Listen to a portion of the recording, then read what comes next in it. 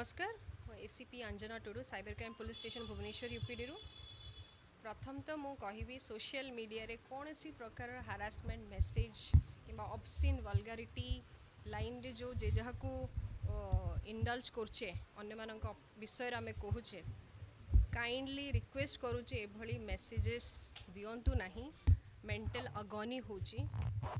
लोकंकर social status loss होची आ पारिवारिक संपर्क मध्य खराब होची तेणुक मु समस्त को अनुरोध करी एभली सोशल मेसेज एबेर सोशल मीडिया रे यूट्यूबर्स जो मैंने अच्छा न जानी एभली भूल काम करुँच जोड़ा करंतु नहीं आज आम पाखे एभली रिपोर्ट आसी रेस्पेक्टेड मनोज मिश्र सर जी अच्छा से भी रिपोर्ट नहीं आसछंती